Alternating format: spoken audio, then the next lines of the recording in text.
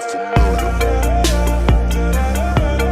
So if you don't know by now, then you should probably get familiar. Person where I'm confused on who made this list and who thought this was okay. Tommy Jones being 17th.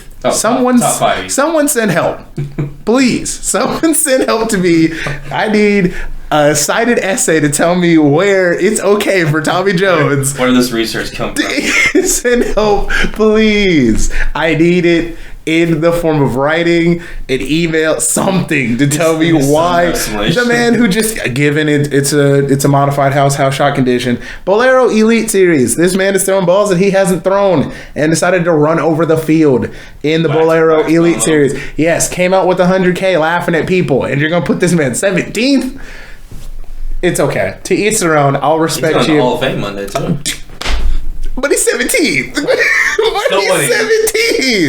17. Won at the hardest tournament of the year after ditching it, and you're telling me he belongs to being 17. So, welcome back to another episode of Re-Rack. Nathan Brantley, Cory Clausing. This is episode 4, and as you see, we've got some things to discuss in the form of the Hall of Fame Classic and this Flow Bowling list that I was so excited about last week, and my predictions seem to have been correct because, you know, Tommy Jones did Tommy Jones things and went to the Hall of Fame, you know, just made the show, ended up with 300. It's whatever. He might be kind of good. He might be kind of good. Still 17th place, though. Doesn't even matter. Oh, he's number actually... Yeah, exactly. Yeah. Number one in our hearts. Been number one in our hearts. Ended up... Now, the current rankings, the Flow Bowling Power Rankings, Tommy Jones is number 1. Wonder how that happened. Confused. That's a big jump. 16 spots. That's a huge jump. I'm not taking credit for that. I'm not a I told you so type of guy. But I told you so. But yes, Tommy Jones did win the Hall of Fame Classic the day after being inducted into the Hall of Fame. Kind of a cool deal. Excited for him. It was a perfect weekend because that's exactly stuff like that. That's a nice story to start off the season with. Once again, with the new acquisition of the PBA and all of this other bowling news, it's really nice to see nice heartfelt stories every once in a while because the old heads can still do it. Not saying Tommy Jones is ancient by any means. Please don't assume that's what I'm saying. But the old heads, when the sport now is dominated by everybody, a whole bunch of 12-year-olds, everybody less than 30 basically. Yeah. It's nice to see people who have been on tour for a while, a man who earned his 20th title bowling at 300 on TV at the Hall of Fame Classic. It's nice to see the older generation still pumping him out. Norm, Chris made the show, as we said. He's a dark horse, could be in it or out of it whenever he pleases. He's up there. It's nice to see that. It's a really solid time and a really nice thing to see, in my opinion. But that leads us to discuss some things. Last week I said that good people could strike with any equipment, which is true. But there is a thing in the form of different brand shapes match up with different people's games. Because, yeah, you could make balls and the balls could do XYZ amount of things, but you as an individual would have to work harder to make certain things look better in your hands than others. So if we take Tommy into consideration as the first example, now he could throw Brunswick products. And as you see on both of the shows he's made, whether that's the Bolero Elite Series or the Hall of Fame Classic, he's been throwing both EBI products, or what is formerly known as EBI products, and Brunswick products. Because now he's under the umbrella, he could do those type of things. And it's giving him more success in qualifying and in finals because it's giving him shapes that he didn't previously have. And he may not have to manipulate different balls to do different things. It's filling different holes in his bag that his previous manufacturers did not have the ability to fill. So another person, for example, we talked about him before, Packy Hanrahan. He now has the ability to throw Ebonite International products in the form of purple hammers, which we said in, I do believe it was the first episode, that him having purple hammers in his hand would make it so that he'd be a force to be reckoned with. He dominates the PTQ down at the Hall of Fame Classic, and he's definitely in match play right now at the Oklahoma Open. I'm pretty sure he got 7th place. Yeah, I was just about to say that. Yeah, it gives a different shape, and you're able to do things that you couldn't previously do with balls that you couldn't previously throw. You don't have to manipulate surfaces as much. You don't have to manipulate your hand, your release, your timing as much. You don't have to cover as many boards. You have a different shape. It brings a different aspect to your game that you didn't previously have. So it's also it's a benefit. So these acquisitions, people could sit there and be upset about them, but it's honestly a good thing. Yes, you could sit there and say that I only throw Ebonite products, I only throw Brunswick products, but if you're not on staff, you might want to dwell in that, because you can make a very well-rounded bag that would suit you in any tournament situation by just plugging and playing around with other balls from different companies. Like, I had a phase 2 of Purple Hammer and a Venom Shock. Easily, and a lot of people's and it would give you it would give you shapes that you didn't understand, and you wouldn't have to do a lot. It's borderline effortless when you start putting different shapes in your bag. You don't have to try as hard to make anything happen. But also with that, if you are on the staff side of things and you switch brands, you also could encounter a little bit of trouble. Where you have, once again, a person we referenced last week, AJ Johnson.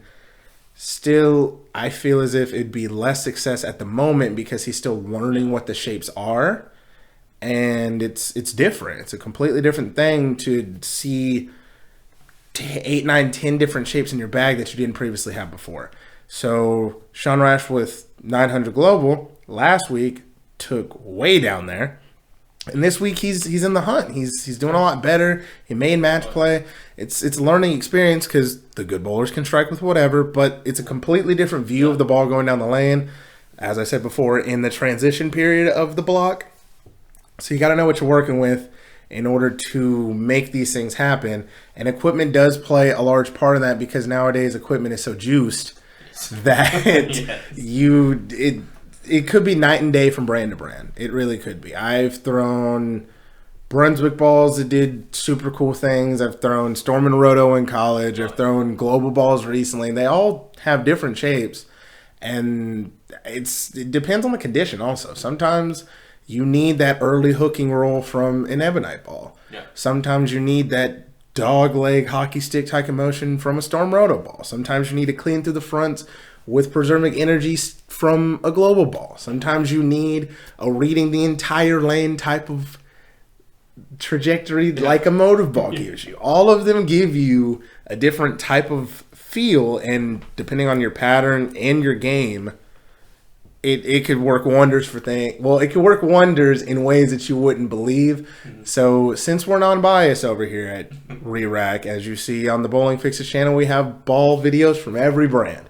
Yes. Go ahead and try some stuff out. Honestly, it's okay. You won't die if you punch a different nugget with an M on it and you only threw stuff with B's on it.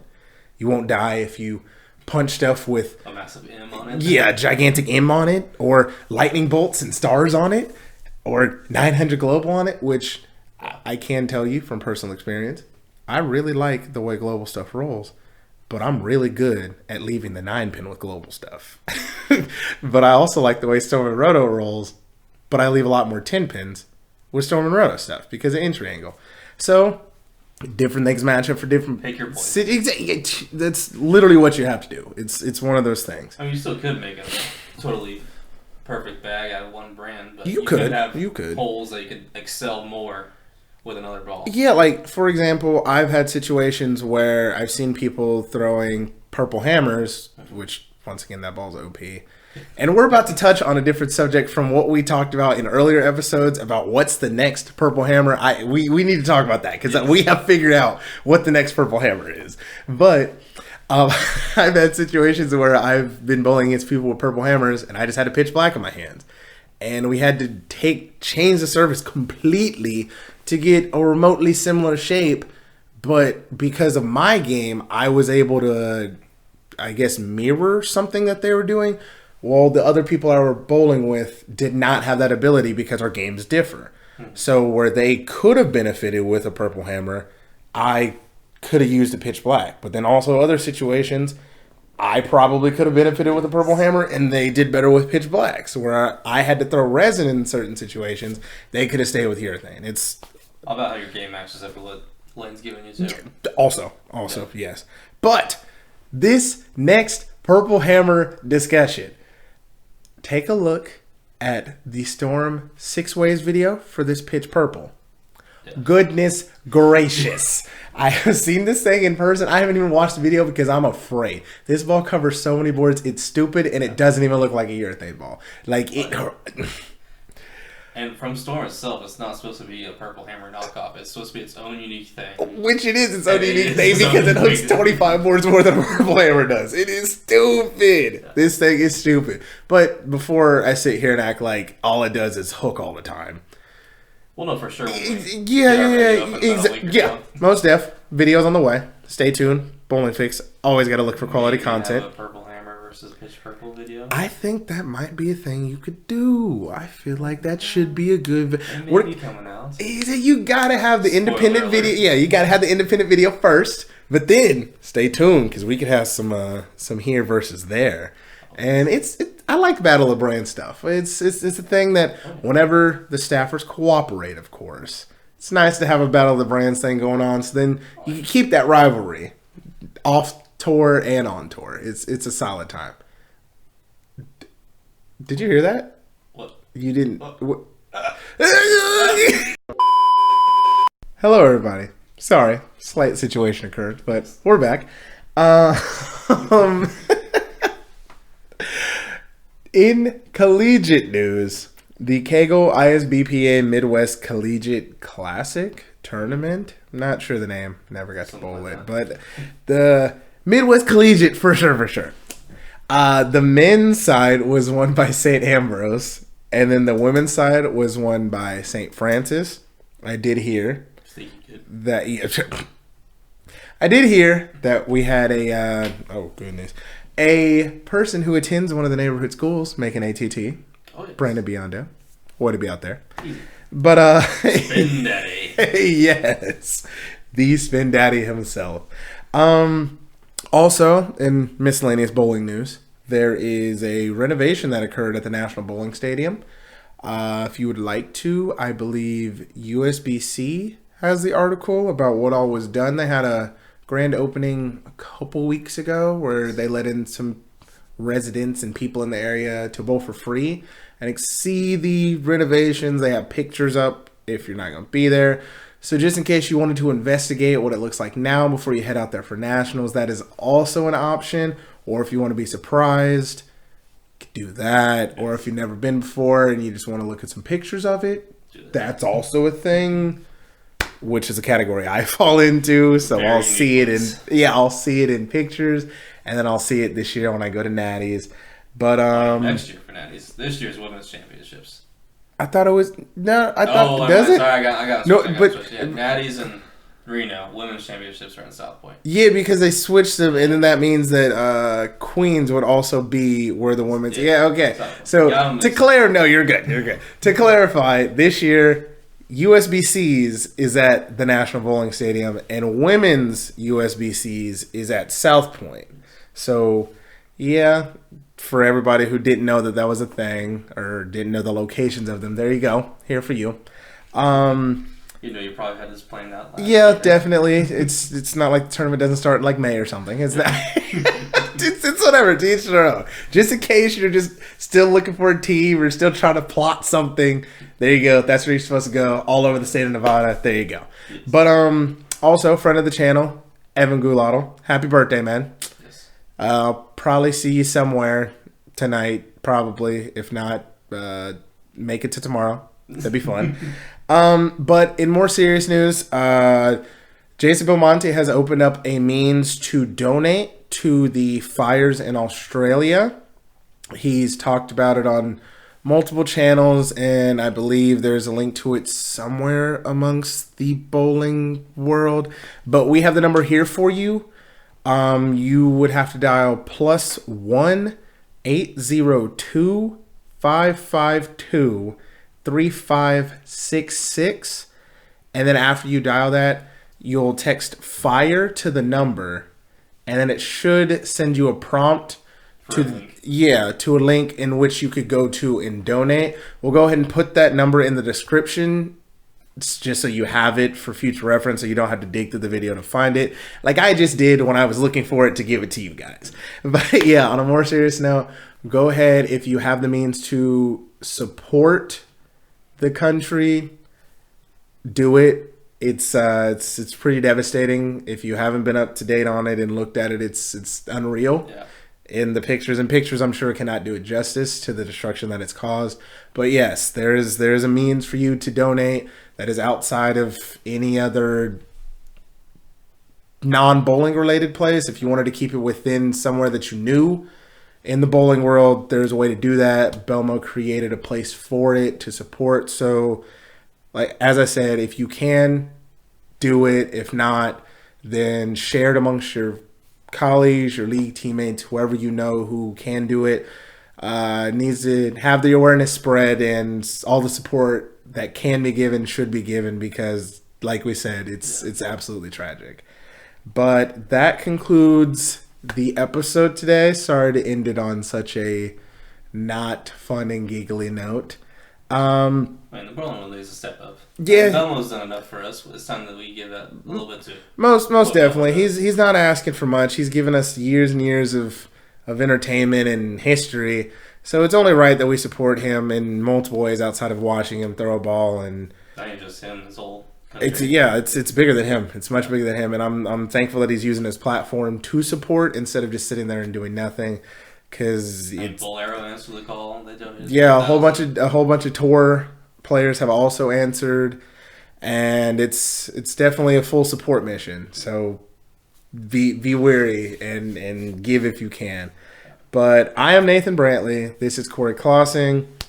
On the next episode, not quite sure yet what we'll talk about, but we'll get there. I could tell you we'll talk about the results of the Oklahoma Open and any other hoopla that occurs in the bowling world in this next week, whether that be collegiate tournaments, any other rankings. If there's something else you want us to talk about, we can. We're always down to hear what you have to say, whether it's in person. If you see one of us in the streets, please give us a holler on what you want to talk about or what you want to see from the show. If you're not in the Wichita area, you don't see us at a tournament, go ahead and drop us a line in the comments. I'm actually going to put my social media out there. So if you have anything you want to say to me or you want to at him? If you think I'm just out here talking about nothing or just act like I don't know what I'm talking about, I'll, like I said, leave my social medias in the description for you to see it and contact me.